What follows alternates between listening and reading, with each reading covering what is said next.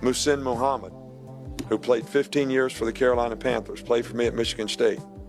Everybody in the school, every newspaper guy, everybody was killing a guy because he got in trouble and said there's no way he should be on our team. I didn't kick him off the team. I suspended him. I made him do stuff. He graduated from Michigan State. He played 15 years in the league.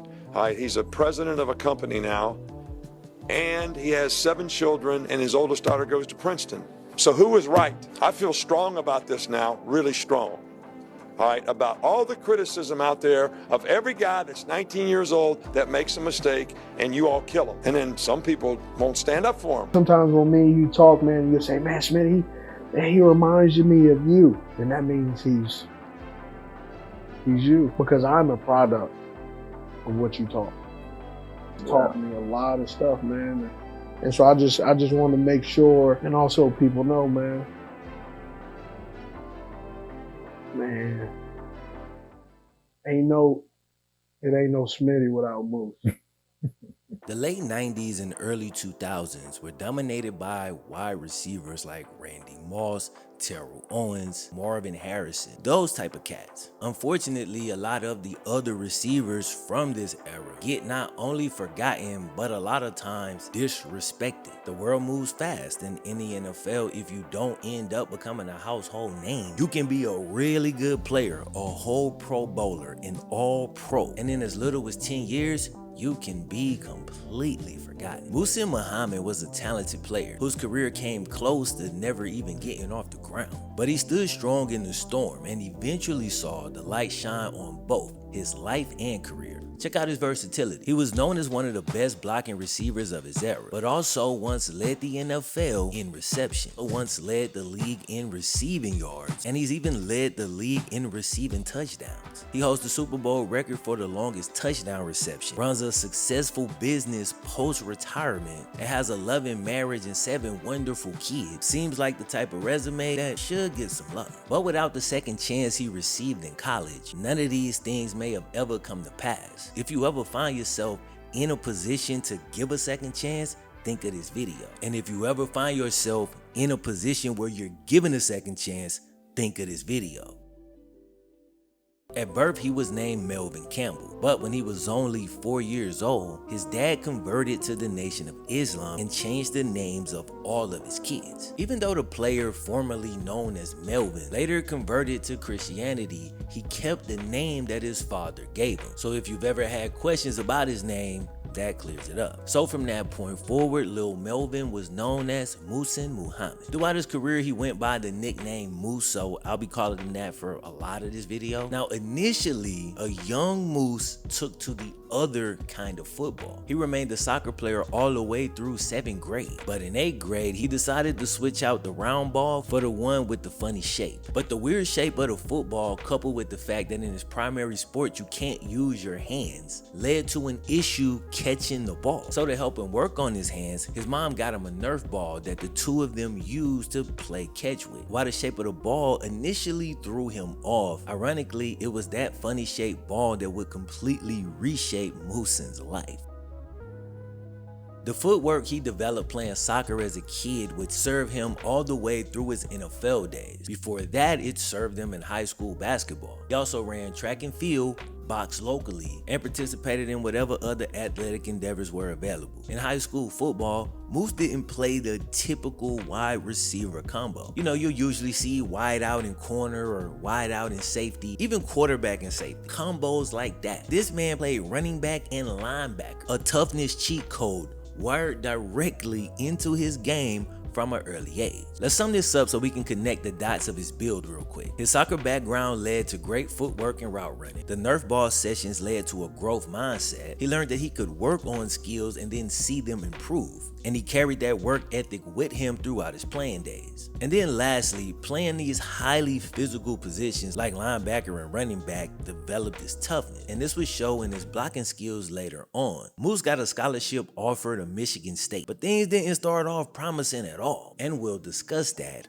right after a quick word from our video sponsor. Today's video was sponsored by AG1, a clinically backed daily health drink that combines your multivitamins, pre and probiotics, your superfoods, and your antioxidants in one little scoop. It's a great support supplement that's clinically shown to support gut health and fill in common nutrient gaps that most people have in their diets. With 75 plus vitamins and minerals, AG1 Next Gen replaces the need for a multivitamin. It's crazy how just one scoop in the morning with 8 to 12 ounces of cold water basically adds up the whole body health support. And it does that through whole food sourced ingredients. Recently, I've finally been committing to tightening back up my diet. It's one of those things that I know is important, but the second anything in my life just gets out of place, it's like the first thing to go is my diet, straight up. AG1 meshes with that commitment perfectly. It bolsters digestion and helps alleviate things like bloating, which is honestly great since my water intake has seen a huge uptick. Thing I did not expect that's been a big plus, it actually helps control cravings throughout the day. And if you're like me, you know there's a whole bunch of vitamins you need to be taking, but I just haven't been able to find any consistency taking 12 to 15 pills a day. But once again, AG1 has helped to solve that issue. AG1 replaces the need for a multivitamin, probiotics, and more. Offer less than $3 a day with the subscription. Go to drinkag1.com/FlemLo Wraps or just scan the QR code on screen. Now, when you first subscribe, you get a free welcome kit. It includes 5 AG1 travel packs and a bottle of vitamin D. Shout out to AG1 once again for sponsoring the video. Without further ado, it's time to jump back in. He made the switch to full-time wide receiver, but the transition was anything but smooth. As a freshman, he had only 6 catches for 80 yards. And here's the thing, his sophomore season was even worse. That was the year when Moose started finding himself in trouble that could have easily derailed his life. In 1993, dude was charged with possession of marijuana and got put on probation. Later on, when he was pulled over by the police, they found a loaded weapon in his glove compartment. This violated that probation and got him arrested and sentenced to 90 days in jail. Around that time, Nick Saban, who worked almost exclusively as an assistant coach for 20 years, was getting his shot to finally be a big-time head coach. And the decision he made, despite the scrutiny it brought, may have changed the course of Muhsin's life. He was facing major pressure to kick the kid off the team. And remember, he's new. He has no clout at this point. This is his very first major head coaching job that he's had. Had he kicked the kid off the team, he would have not only been justified, he would have actually been celebrated for it. He made a different choice. And honestly, bro, the rest is history.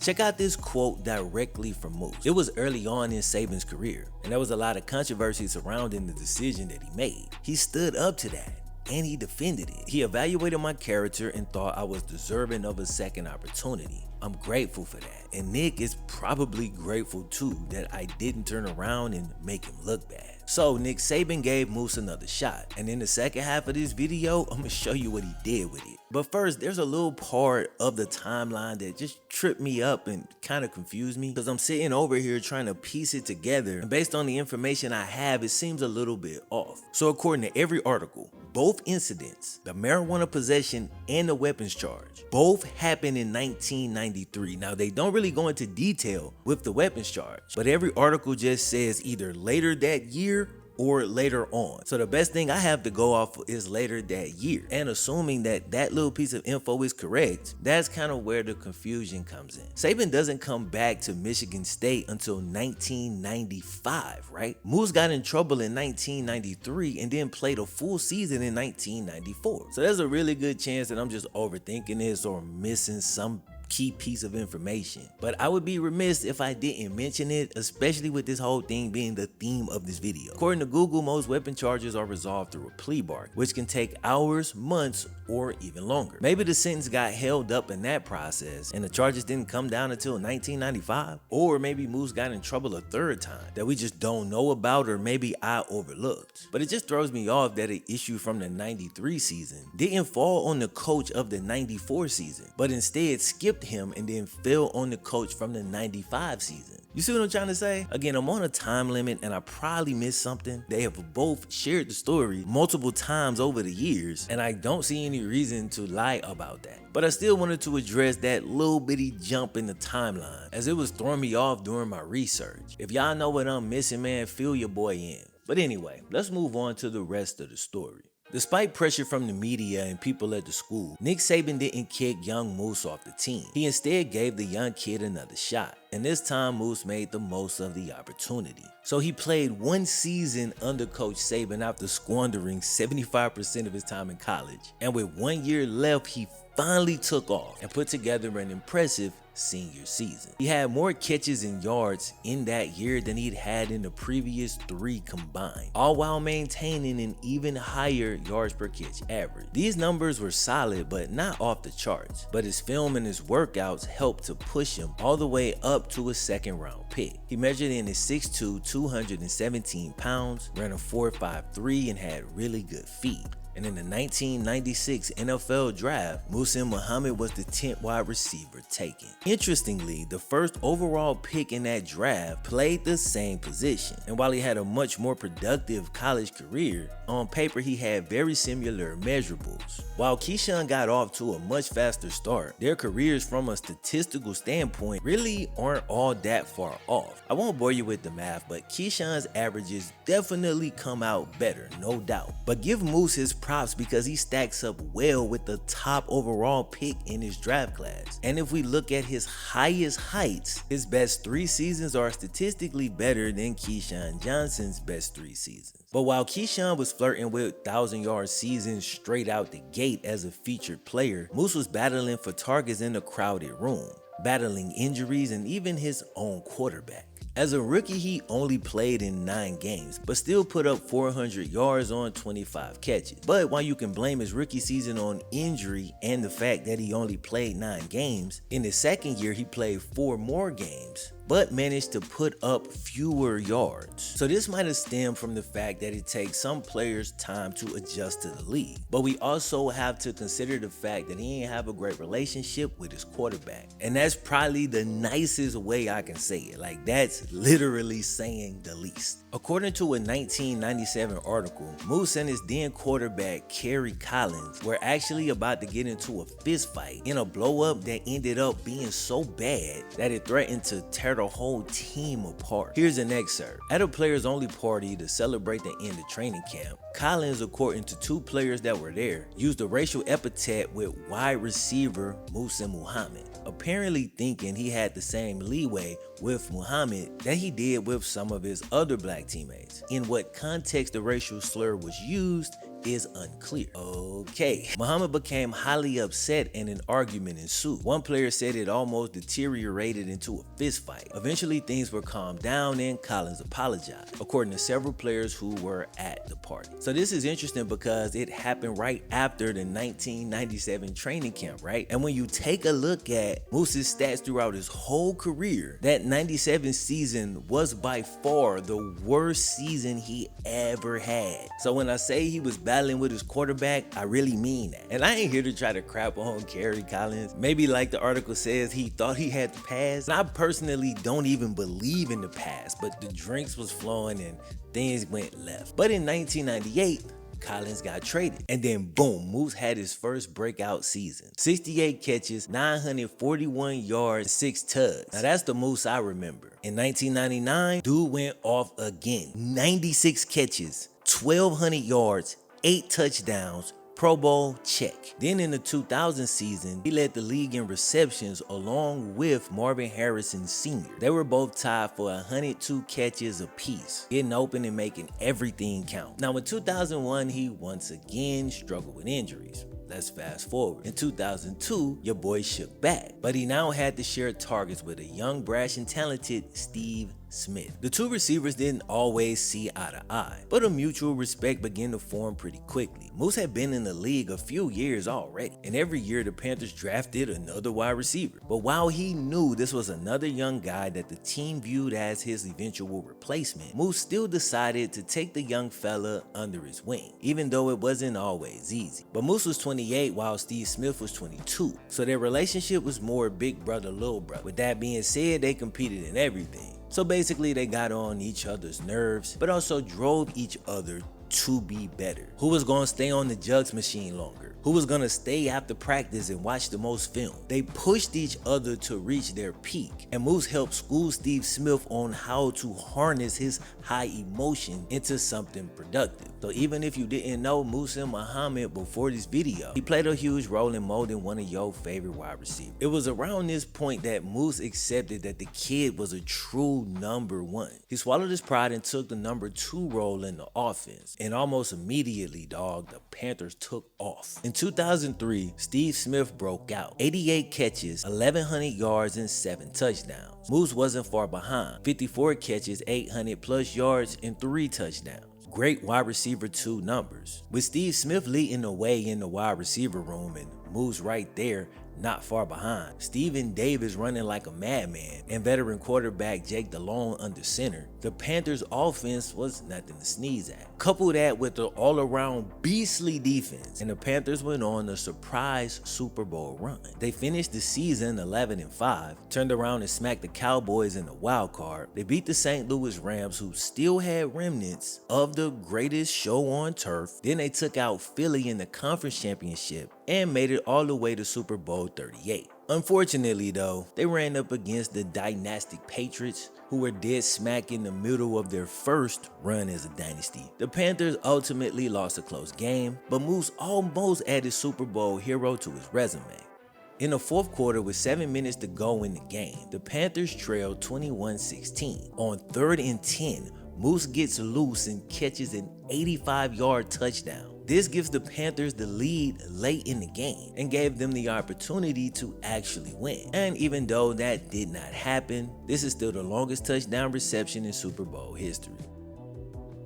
The following year, Steve Smith broke his leg in the opening game, out for the season. So you know what that means. This made Moose the #1 target once again. Dude showed that he could still carry the mantle with the greatest statistical year of his career. At age 31, this man led not just the Panthers, but the whole NFL in receiving yards and touchdowns, showing what he could really do when featured in an offense. 93 receptions, 1,400 yards, and 16 touchdowns. Dude went crazy. That season was his first and only All-Pro nod. Probably should have had more. Moose could dominate numbers-wise, but was also known for his physical blocking. Check out what his quarterback Jake Delhomme had to say about dude. Here's the quote. In a game, when he was asked to block, it was like something possessed him, and he had to demolish whoever it was he was assigned to block. He took pride in it with those big vice grips that he had for hands. He was someone I just respected so much, because not only was he good at catching the ball, that was obvious, but also because he took so much pride in all the other aspects of the game. In his last 5 years in the league, Moose didn't quite reach those 04 heights again, but he remained a solid and consistent veteran who could add anything you needed to a team. His effect on winning was undeniable. These are the players I like to celebrate because they exude the values we claim to honor, but usually spend more time falling in love with physical gifts and numbers. And those things are cool, but the truth is, what's more important than the gifts and the numbers would be the spirit that they're attached to. Is it a spirit that only consumes and needs all of the glory, or a giving spirit who overcomes his own natural selfishness and generously gives for the betterment of the team? Like, to me, that's just gotta count for something. Dude contributed to massive success, including another trip to the Super Bowl. But in his first Super Bowl, he ran up against Tom Brady. And the second time, he ran up against Peyton Manning. He lost both times. My boy couldn't catch a break. But then after that, he goes back to the Panthers and nearly put up another 1,000-yard season. Mind you, this is on a 12-14. He's not just stacking numbers on a garbage team, bro. But after one more season at age 36, he finally decided to walk away from the game. Muhsin Muhammad, who played 15 years for the Carolina Panthers, played for me at Michigan State. Everybody in the school, every newspaper guy, everybody was killing the guy because he got in trouble and said there's no way he should be on our team. I didn't kick him off the team. I suspended him. I made him do stuff. He graduated from Michigan State. He played 15 years in the league. All right, he's a president of a company now. And he has 7 children, and his oldest daughter goes to Princeton. So who was right? I feel strong about this now, really strong.